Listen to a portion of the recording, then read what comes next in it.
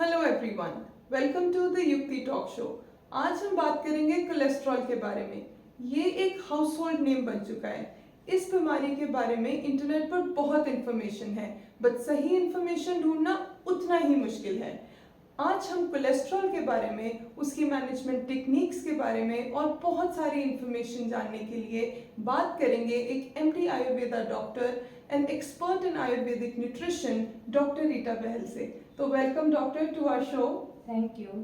तो as I said कि हम कोलेस्ट्रॉल के बारे में बात करेंगे, तो सबसे पहले इसी से शुरू करते हैं कि कोलेस्ट्रॉल होता क्या है। एक होता है गुड कोलेस्ट्रॉल, एक होता है bad cholesterol, and people are not very aware कि कौन सा कैसे बढ़ाया जा सकता है और किसको कम करना है। तो आप उसके बारे में थोड़ा हमारे दर्शकों को बताएं।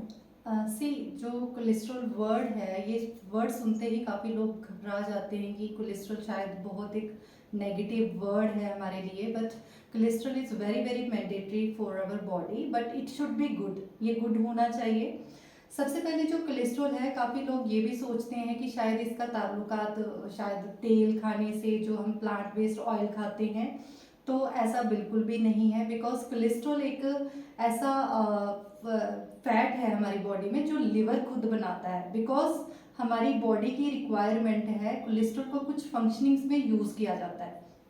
तो लिवर जो है कोलेस्ट्रॉल बनाता है खुद। अगर मान लो आप नहीं भी खा रहे हो, कोई भी प्रोडक्ट ऐसी नहीं खा रहे हो जिसमें ऑयल नहीं है, तो भी लिवर बनाएगा ही बनाएगा। बिकॉज उस कोलेस्ट्रॉल के कुछ फंक्शनिंग्स हैं, जैसे कि हमारी body is made up of trillion of cells, और उन सेल्स की जो मेम्ब्रेन है वो कोलेस्ट्रॉल की बनी होती है। तो वो सेल्स की एक मेम्ब्रेन एंड मॉर्फोलॉजी को सही रखने के लिए कोलेस्ट्रॉल का फंक्शन है। सेकंड, हमारे फैट डिजॉल्विंग जो वाइटमिन्स हैं, विटामिन ए, डी, ई, के, इनके लिए हमें फैट भी चाहिए। It means fat is something जो कि ब्लेसिंग है हमारे लिए। एंड नंबर थर्ड, जो कोलेस्ट्रॉल है वो काफ़ी हॉर्मोन्स को सिंथेसाइज करने के लिए भी यूज़ किया जाता है होता है। जैसे कि हमारे फीमेल्स के सेक्स हॉर्मोन्स, मेल्स के सेक्स हॉर्मोन्स, टेस्टोस्टेरोन, फीमेल्स में इस्ट्रोजन, प्रोजेस्टेरोन, कोलेस्ट्रॉल के बिना इम्पॉसिबल है इनकी फॉर्मेशन होना। कोलेस्ट्रॉल के साथ साथ हमारा कॉर्टिसोल लेवल भी बनता है। कॉर्टिसोल भी ज़रूरी है हमारी बॉडी में, बिकॉज हमें flight and flight mode action जो है ऑन रहना चाहिए। अगर ये नहीं होगा तो हम सर्वाइव ही नहीं कर सकते। बिसाइड्स दिस, जो कोलेस्ट्रॉल है, इसका जो फंक्शन है वो बाइल फॉर्मेशन में भी रहता है। लिवर का जो बाइल फॉर्मेशन होता है उसमें भी रहता है। तो गुड कोलेस्ट्रॉल तभी मान लो कोई पेशेंट हमारे पास आ जाता है, उसके जो ब्लड पैरामीटर्स में बैड कोलेस्ट्रॉल ज़्यादा है। बैड कोलेस्ट्रॉल मतलब आपका जो लो डेंसिटी लिपोप्रोटीन वाला जो कोलेस्ट्रॉल है, जहाँ वेरी लो डेंसिटी लिपोप्रोटीन्स वाला कोलेस्ट्रॉल है, ऐसे कोलेस्ट्रॉल जब राइज होते हैं, और not even cholesterol, even triglycerides भी राइज होते हैं, it means patient is basically kapha problem है। इसको कफा प्रॉब्लम के अंतर्गत डाला जाएगा, और उसमें जो ट्रीटमेंट किया जाएगा आयुर्वेद में, वो कफा के एंटीडोट ट्रीटमेंट ही किया जाता है इसमें। राइट।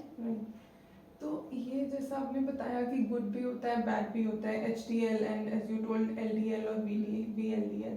तो ये जो इम्बैलेंस होता है HDL और LDL में, यही हाई कोलेस्ट्रॉल जिसको हम कहते हैं वो बन जाता है। तो इसके कॉजेस क्या होते हैं? जो बैड फर्स्ट ऑफ ऑल तो मैं डिफ्रेंशिएट करती हूँ कि हमारी बॉडी में जैसे ट्राइग्लिसराइड, कोलेस्ट्रॉल दोनों ही लेवल कई बार क्लाइंट्स के बढ़ जाते हैं। अब इसमें डिफरेंस भी क्या है, ये दोनों चीज़ें कोलेस्ट्रॉल एंड ट्राइग्लिसराइड्स दोनों के फंक्शनिंग अलग हैं। ट्राइग्लिसराइड हमारी बॉडी में 3 फैटी एसिड एंड 1 ग्लिसरॉल का स्ट्रक्चर है, जो मोस्टली यूज़ किया जाता है एज अ फ्यूल। जब आप कोई वर्कआउट करते हो उस time as a energy use कर किया जाता है ट्राइग्लिसराइड बाय अवर बॉडी। अपनी बॉडी खुद ही यूज़ करती है वो। जब भी हम वर्कआउट करते हैं, जहाँ इंटरमीडिएट फास्टिंग पर हैं, जहाँ हमारा जो पेशेंट है वो कीटो डाइट के ऊपर है, तब जो हमारी बॉडी है, एनर्जी का जो सोर्स है, वो ट्राइग्लिसराइड से लेता है थ्रू द प्रोसेस ग्लूकोनियोजेनेसिस। और now comes to the cholesterol. Triglyceride तो हुआ फ्यूल, एक फ्यूल है जो हमें एनर्जी देता है। जो कोलेस्ट्रॉल है उसके फंक्शनिंग मैं ऑलरेडी आपको बता चुकी हूँ। इसके कुछ फंक्शनिंग है throughout the body. But जो specifically HDL, VLDL, LDL, IDL and chylomicron, ये जो आप टर्मिनोलॉजी सुनते हो, इसमें डिफरेंस क्या है?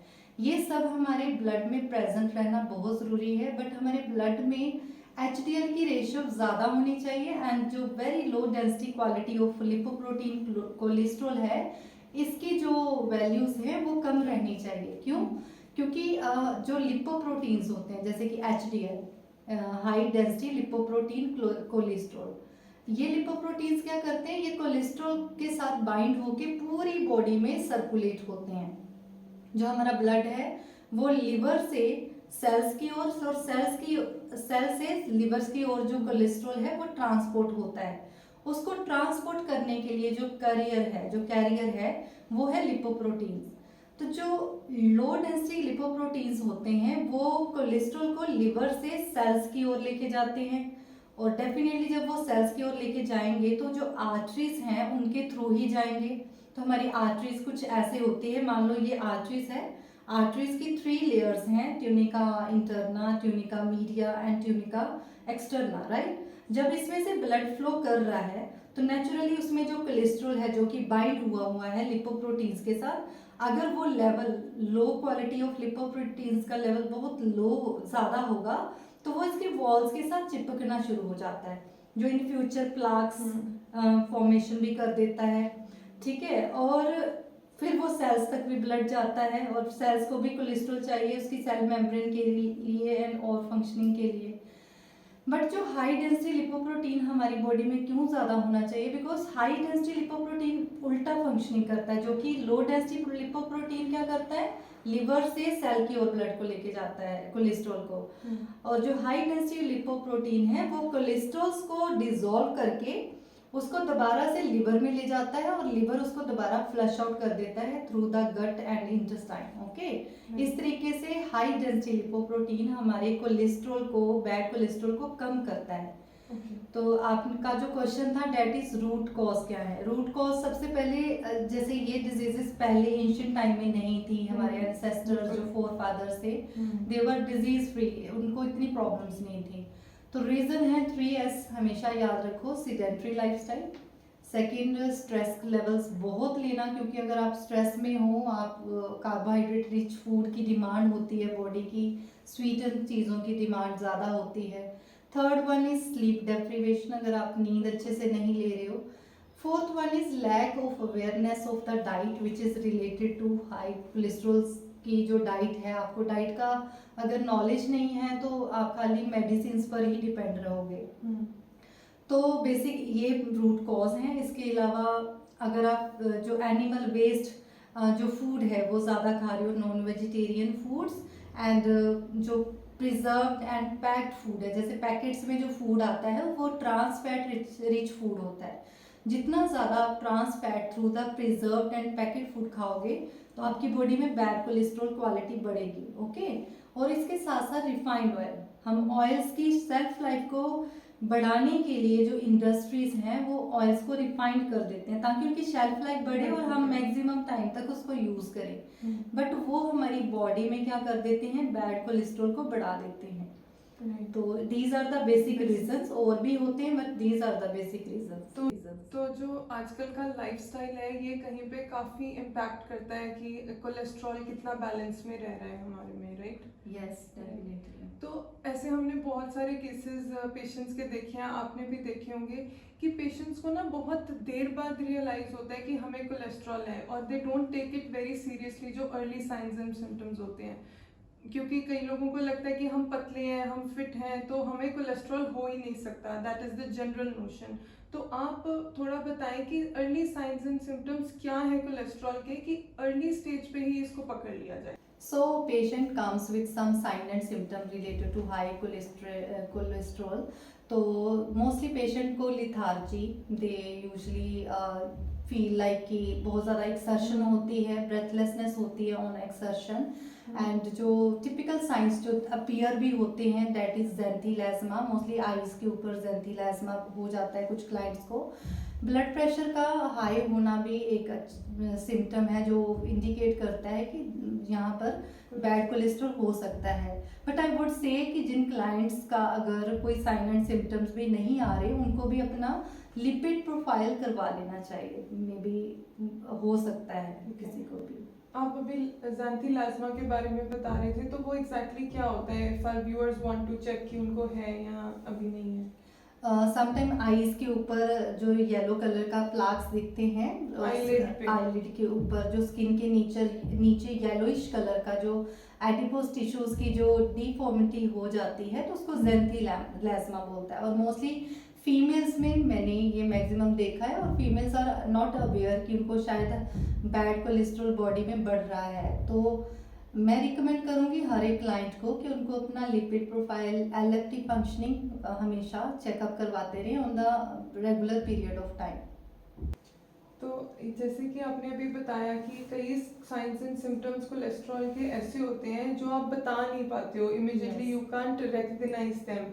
और जो टेस्ट हैं वो करवाने चाहिए बिल्कुल, पर कई लोग इसको इग्नोर कर देते हैं। हम अपने पेशेंट्स को भी बोलते हैं रेगुलर चेकअप करवाने के लिए, क्योंकि एज वी नो कि कोलेस्ट्रॉल एक ऐसी चीज़ है, अगर इसको लंबे टाइम तक छोड़ दिया जाए तो ये बहुत ही सीरियस प्रॉब्लम्स में कन्वर्ट हो सकती है।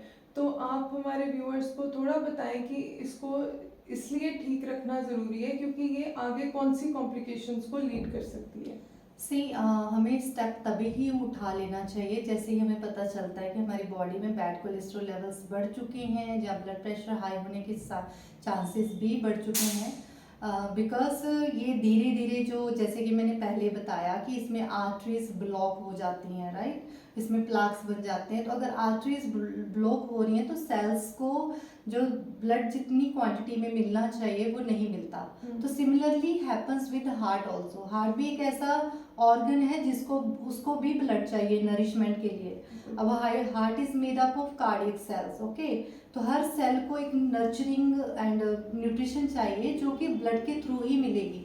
तो जो हार्ट को ब्लड सप्लाई होता है that is through the coronary arteries. And mostly ये जो छोटे छोटे कोलेस्ट्रॉल प्लाक्स हैं ये कोरोनरी आर्टरीज को ब्लॉक कर देते हैं, और उसकी वजह से पेशेंट को अटैक्स भी आ सकते हैं, जैसे कि myocardial infarction. Myocardial infarction is called heart attack. तो हार्ट अटैक भी आ सकता है इससे। कार्डियक जो मसल्स हैं उनकी मिगैली भी हो सकती है। क्या होता है कि जब हम सेल्स को अच्छी नरिशमेंट नहीं मिलती तो वो हार्ट की मसल्स को बढ़ा भी देता है। तो इसको हार्ट का एनलार्जमेंट भी कह सकते हैं। High blood pressure, heart attacks are the common features. और धीरे धीरे मैनी जो कोमॉर्बिडिटीज हैं, जो बाकी डिजीजेस हैं, वो भी हो सकती हैं इसके साथ। बिल्कुल। सो नीडलेस टू से इसका टाइम पे ही इलाज करवा लेना चाहिए Yes. और उस स्टेज तक लेके जाने की ज़रूरत ही ना पड़े। Yes. तो कौन सा ऐसा सही टाइम आता है जब हमें डॉक्टर को कंसल्ट कर लेना चाहिए इसके बारे में, कि अगर हम रेगुलर चेकअप करवा रहे हैं and then we get to know कि हमारा हाई कोलेस्ट्रॉल बढ़ा हुआ है, सॉरी बैड कोलेस्ट्रॉल बढ़ा हुआ है, तो कौन से टाइम पे हमें we should seek doctors help? जैसे ही हमें हमारी रिपोर्ट्स में जब ये आ जाता है कि हमें बैड कोलेस्ट्रॉल है, हमें तुरंत ही एक्शन ले लेना चाहिए। और ट्राई टू बेसिकली पेशेंट्स को सबसे पहले जो अप्रोच है डाइटिशियंस और जो आयुर्वेदिक डॉक्टर है उन्हीं के पास। बिकॉज एलोपैथी में मोस्टली डॉक्टर स्टैटिन्स दे देते हैं, एटोरवास्टैटिन्स, ठीक है। एंड उसके क्या है, वो कोलेस्ट्रॉल को नो डाउट नीचे तो ले आता है, बट उसके साइड इफेक्ट बहुत हैं। Because statins are the synthetic medicine, these are not made up of 5 elements। तो वो जब हमारी बॉडी में जाते हैं, लिवर के थ्रू मेटाबोलाइज होते हैं, तो उसके काफ़ी साइड इफेक्ट भी आते हैं। तो बेटर है patient should go towards Ayurvedic doctor plus dietitians. क्योंकि एज वी नो, आपने भी बताया कि एक लाइफस्टाइल डिसऑर्डर है, तो इसको हम लाइफस्टाइल को ठीक करके भी काफ़ी इस पे अच्छा इम्पैक्ट डाल सकता है। तो ऐसी कौन सी चीज़ें हैं जो लेनी चाहिए डाइट में और कौन सी चीज़ें हमें अवॉइड करनी चाहिए? हमारा जो ट्रीटमेंट देने का पैटर्न रहता है पेशेंट को, वो होलिस्टिक अप्रोच रहती है। तो होलिस्टिक अप्रोच में हमारा आयुर्वेदिक ट्रीटमेंट आ जाता है, नेक्स्ट आ जाता है diet and lifestyle management, and कुछ चीज़ें हैं जो अवॉइड करनी है। मोस्टली मैंने ये भी रिसेंट स्टडीज़ में देखा है कि मोस्टली मेल्स को ये बैड कोलेस्ट्रॉल बढ़ रहा है। Because males specially in India they are more prone to have, उनकी जो अल्कोहल है वो इंटेक बहुत ज़्यादा है, नॉन वेजिटेरियन फूड्स बहुत ज़्यादा हैं, स्मोकिंग भी करते हैं। तो ये दीज काइंड ऑफ अनहेल्दी जो थिंग्स हैं वो सबसे पहले लिवर को स्ट्रेस देते हैं। जब लिवर स्ट्रेस में चला जाता है due to some bad habits, तो क्या होता है कि लिवर अपनी फंक्शनिंग उसकी डिस्टर्ब हो जाती है। तो लिवर की जब फंक्शनिंग डिस्टर्ब हो जाती है तो कोलेस्ट्रॉल लेवल डेफिनेटली जो सिंथेसिस होती है इसकी वो डिस्टर्ब हो जाती है। तो इसके लिए सबसे पहले हम करते हैं लिवर डिटॉक्स ट्रीटमेंट, जिसमें आपके आयुर्वेदिक ट्रीटमेंट्स में आरोग्यवर्धिनी वटी या लिवो सेवियर सप्लीमेंट्स दे सकते हैं, जिसमें काफ़ी लिवर की हर्ब्स हैं, लिवर प्रोटेक्टिंग हर्ब्स हैं, जैसे कि कालमेघ है, मकोए है, उसमें कुटकी चूर्ण है। These kind of herbs are very good for liver. Liver जितना हैप्पी रहेगा कोलेस्ट्रॉल अच्छा बनेगा, और साथ साथ में इसके साथ कोलेस्ट्रॉल सेवियर भी हम यूज़ कर सकते हैं, बिकॉज कोलेस्ट्रॉल सेवियर में कुछ ऐसे इंग्रेडिएंट्स हैं जैसे कि त्रिकटु चूर्ण के इंग्रेडिएंट्स हैं इसमें, तो वो क्या करते हैं हमारी बॉडी में थर्मोजेनेसिस प्रोसेस को बढ़ा देते हैं। जैसे बाहर अगर कोई घी है उसको मेल्ट करने के लिए एक सनलाइट की ज़रूरत है, जहाँ हीट की ज़रूरत है, सेम हमारी बॉडी में वो जो कोलेस्ट्रॉल है, प्लाक्स है, उसको मेल्ट करने के लिए, उसको डिसॉल्व करने के लिए हमें हीट की ज़रूरत है।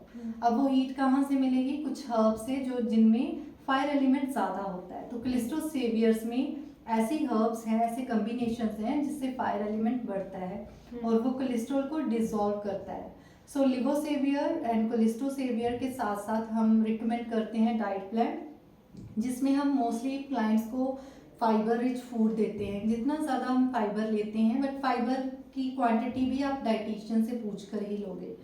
तो फाइबर जो है जैसे हमारे गट में जाएगा, एक्स्ट्रा कोलेस्ट्रॉल जो हमारे पूरे थ्रू आउट द ब्लड है वो कम करेगा, और साथ साथ में ओमेगा 3 का हम सप्लीमेंट्स देते हैं, that is very good. Sunlight exposure is also very good, because sunlight के साथ कोलेस्ट्रॉल का यूज़ होता है हमारा। और जो आयुर्वेदिक लोग हैं स्पेशली, जिसमें हम स्पेशली क्लाइंट्स को रिकमेंड करते हैं कि आपने सनसेट तक अपना खाना खा लेना है। जो क्लाइंट्स हमारे बहुत सीडेंट्री लाइफस्टाइल में हैं, उनको हम मोटिवेशनल एक्सरसाइज रिकमेंड करते हैं। अगर वो चाहें तो वो डांस क्लासेस ज्वाइन कर सकते हैं, योगा क्लासेस ज्वाइन कर सकते हैं, जिनका स्विमिंग एक हॉबी है, दे कैन डू दैट। तो इस तरीके से हम होलिस्टिक अप्रोच, एंड साथ साथ में योगा की कुछ एक्सरसाइजेस हैं जिसमें हम उनको अग्निसार प्राणायाम, सूर्य नाड़ी भेदन हम प्राणायाम हम कर सकते हैं। इनसे क्या होता है कि हमारा मेटाबॉलिज्म फास्ट होता है, थर्मोजेनेसिस इनहैंस होती है, और एक्सेस जो कोलेस्ट्रॉल है, बैड लिपिड है हमारी बॉडी में, वो डिजॉल्व होना शुरू हो जाता है। बिल्कुल। So it makes complete sense कि हमने डाइजेशन प्रोसेस अपना फास्ट रखना है ताकि हमारा लिवर बेस्ट परफॉर्म कर सके, और उसकी वजह से जो हमारा हाई हेल्दी कोलेस्ट्रॉल और बैड कोलेस्ट्रॉल है वो बैलेंस में रहे। तो जैसे आपने बताया कि डाइजेशन को इम्प्रूव करने के लिए हमें हीट जो बढ़ाते हैं वो वाले सब हर्ब्स देने पड़ेंगे या वो वाला खाना खाना पड़ेगा।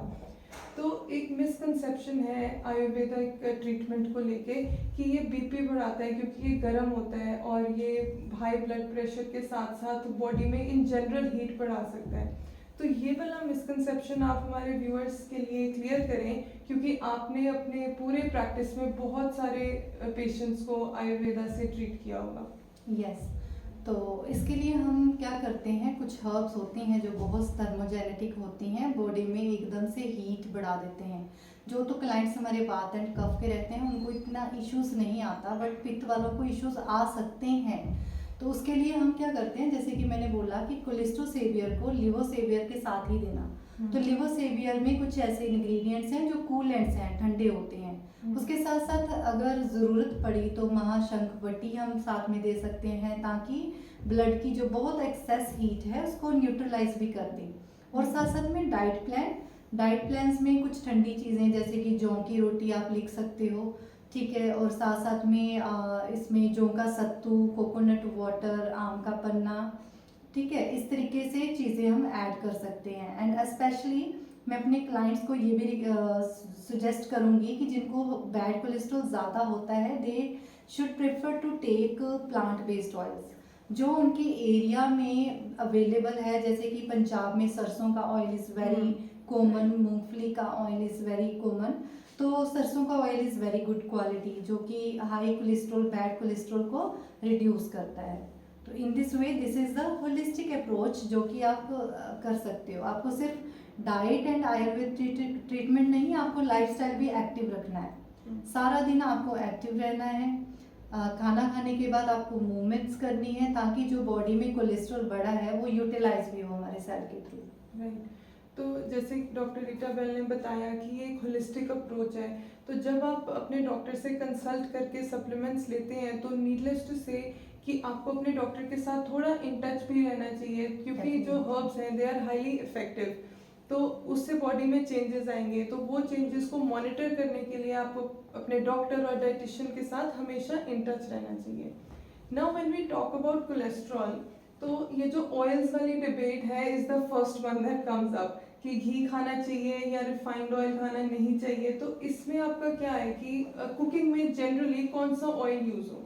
देखिए, कोलेस्ट्रॉल मोस्टली एनिमल्स, हम में भी कोलेस्ट्रॉल है तो ये एनिमल से तो आ ही सकता है हमारी बॉडी में। तो इसके लिए मैं रिकमेंड करूँगी कि जो एनिमल बेस्ड हमारा फैट है उसको थोड़ा कम कर दें या कट कर दें थोड़ी देर के लिए, जब तक उसके लेवल्स नॉर्मल नहीं आते। तो हम मोस्टली अपने क्लाइंट्स को घी थोड़ी देर के लिए कट करते हैं, नॉन वेजिटेरियन फूड्स जो हैं वो हम कट करते हैं।